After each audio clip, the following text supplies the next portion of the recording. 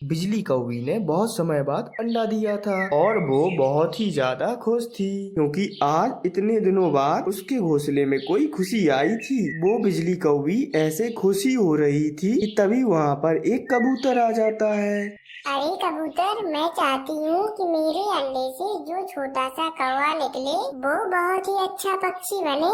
अरे बिजली, कौवी हो या कौवा, बेटा हो या बेटी, होगा तो तुम्हारा खून ही ना। तुम्हें उसे अच्छे संस्कार देने होंगे और पहले तुम खुद को बदलो। कहीं ऐसा ना हो कि तुम्हारे इस अंडे से निकलने वाला बच्चा तुम्हारे जैसा ही हो जाए।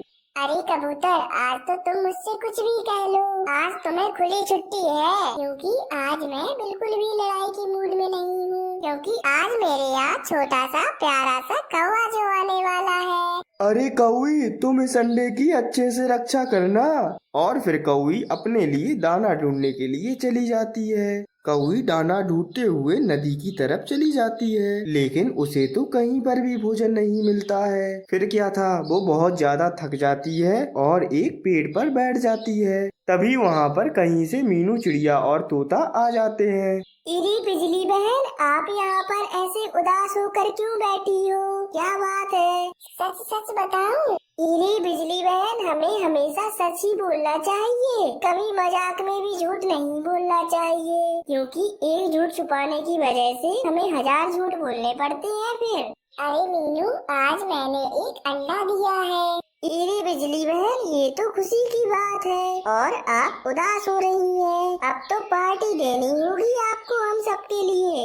अरे चिड़िया, मैं उदास इसलिए हूँ क्योंकि मैंने अब चोरी करना छोड़ दिया है, क्योंकि मैं नहीं चाहती कि मेरी आने वाली पीढ़ी भी मुझसे चोरी सीखकर चोर बने। अरे कौवी, ये भी बहुत खुशी की बात है, इसमें भी उदासी वाली कोई बात नहीं है, बल्कि आपसे ज्यादा तो हम सब पक्षी खुश होंगे ये बात सुनकर, क्योंकि अब हमारे दाने भी तो चोरी नहीं होंगे। अरे सुनो तो तोते, मैंने सारी उम्र काम तो किया नहीं और ना ही भोजन ढूंढा, और आज मैं दोपहर से दाना ढूंढ रही हूँ, लेकिन मुझे अभी तक एक भी दाना नहीं मिला है। यही मैं समझती हूँ बिजली कौवी, मैं आपकी मदद करूँगी दाना ढूंढने में। बिजली, एक तो दाना की खोज में दोपहर को नहीं बल्कि सुबह सुबह ही निकलना पड़ता है। जो पक्षी जितनी सुबह उठता है उसे उतना ही ज्यादा भोजन मिल जाता है। अरे चिड़िया, मुझे तो इस बात का पता ही नहीं था। आज से मैं भी सुबह सुबह ही निकलूंगी। इरी बिजली बहन, ये लो कुछ दाने, ले जाओ और इसे खा लेना। मैं कल सुबह जाते हुए आपको साथ ले जाऊंगी। अरे मीनू चिड़िया, तुम हमेशा दूसरों की मदद करती हो, तुम्हारा बहुत बहुत शुक्रिया।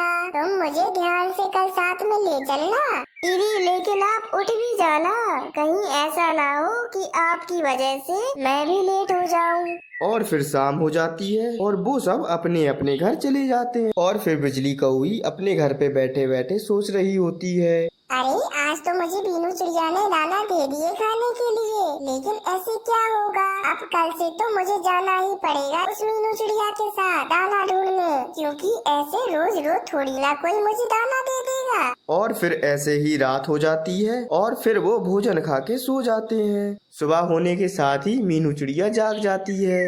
इरी, मुझे आज जल्दी जाना होगा क्योंकि मुझे आज बिजली को भी साथ ले जाना है। और वो जल्दी से कौवी के घर की तरफ चली जाती है। इरी कौवी बहन, उठ जाओ उठ जाओ, अब भी देखो सुबह हो गई है। अगर अच्छे काम करने हैं तो सुबह की शुरुआत दाने ढूंढने से करो। अरे मैं तैयार हूँ चिड़िया, तुम्हें तो पता है ये आते धीरे धीरे ही बदलती हैं। मैं खुद को बदल लूंगी। और फिर वो भोजन की तलाश में चिड़िया के साथ निकल जाती है।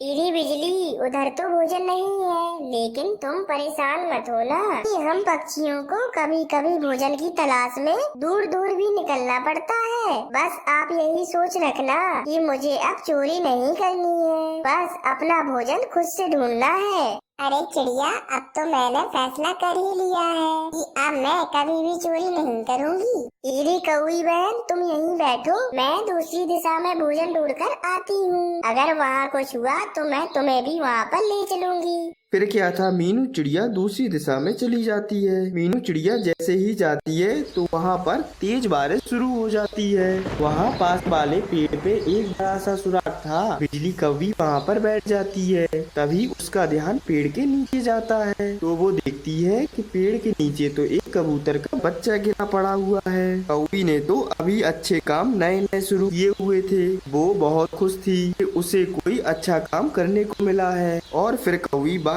की परवाह किए बगैर उस कबूतर के बच्चे को अपनी चोंच से उठाकर उसके घोंसले में रख देती है।